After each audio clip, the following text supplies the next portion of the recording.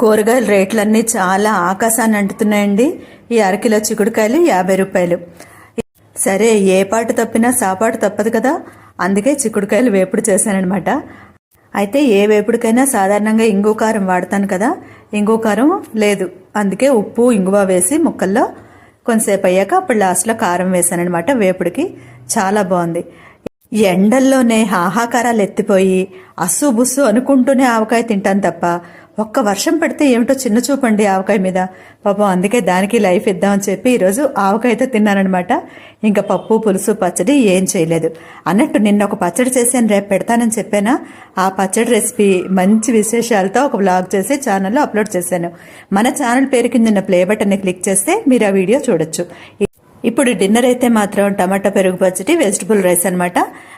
బిర్యానీ మసాలా కొన్నదే వేశాను, బాస్మతి రైస్తో చేశాను. అందరికీ శుభరాత్రి.